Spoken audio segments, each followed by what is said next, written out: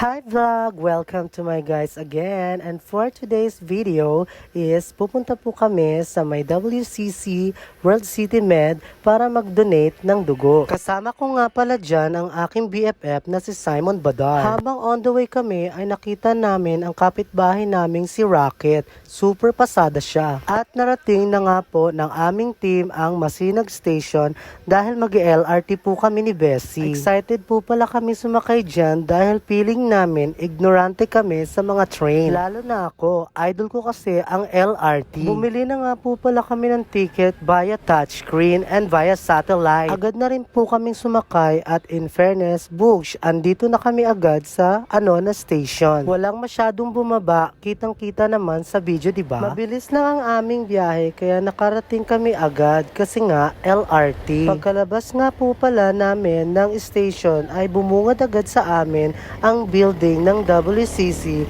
at ng World City Med. Diretso na nga rin po pala kami doon sa loob ng ospital at nagpa-donate na dire-diretso. After namin magpa-donate ng dugo ay lumabas na kami ng bongga kaya umuwi na rin kami. Syempre keme lang, gutom na gutom kami niyan kaya dumiretso na kami papunta ng Masinag para kumain. Sumakay nga po pala kami ulit ng LRT niyan. Anonas to Masinag naman. Tapos meron kaming nakita na sign na bagong Pilipinas kahit hindi naman talaga bago. Char! For the akyat na nga kami at naghanap na nga kami ng vending machine para sa ticket namin.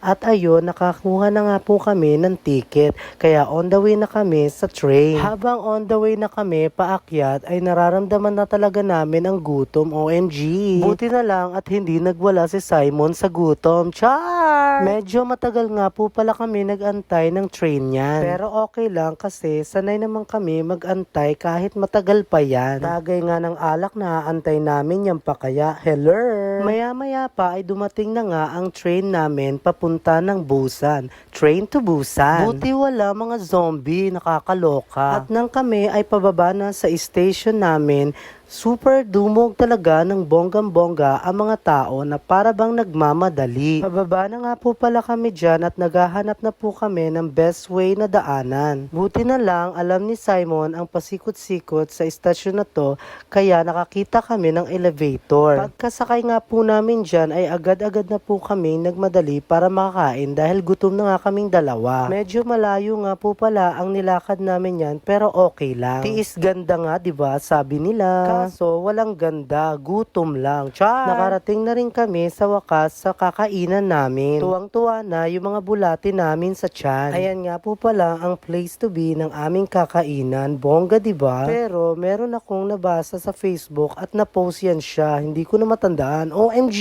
For the reklamo, ang customer nila noon basta ganun-ganun eme-eme. Pero para sa amin, carry lang naman. Dadma lang, ganun. For the gunting-gunting at for the luto-luto na rin po pala ako niyan para may pang Mighty Akes. Para may masabi sa akin sa Facebook na wow, mayaman kahit hindi naman talaga. Samgyup now, tuyo later. Char! Pinaglalagay ko na nga halos lahat ng meat dyan dahil gutom na rin ako para maluto lahat. Para the more, the merrier. Bongga nga rin po pala ang design nila dito kasi very Christmas. Relate na relate talaga ako na para bang sa burgeran namin, diba? Wala pang Burmans pero Pasko na ang design. Meron din po pala nakapaskil na notice dyan. I-post nyo na lang. Hindi ko na rin kasi binasa yan. Dead ma ako eh. Sa ngayon ay happy na si Best Simon kasi kumakain na siya now. Kain now, no mo later. Char! Meron din po palang second floor yung establishment na yan. Doon ata naboborlog yung may-ari. Actually guys, mangalawang beses ko na dito.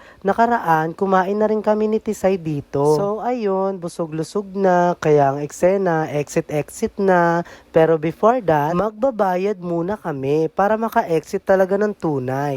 Staffa lang? Char! Hindi na rin ako nakatiis at ginaya ko na rin si Simon. Nagduyan-duyan na rin ako. Isip bata, diba? Kung pwede lang talaga bumalik sa pagkabata eh. Ay sus, Maria Josefa. Tapos na nga po pala kami magbayad dyan, kaya ang eksena namin, exit na kami. Dito ko na rin po tatapusin ang vlog na to. Yun lamang po guys, maraming salamat. Thanks for watching.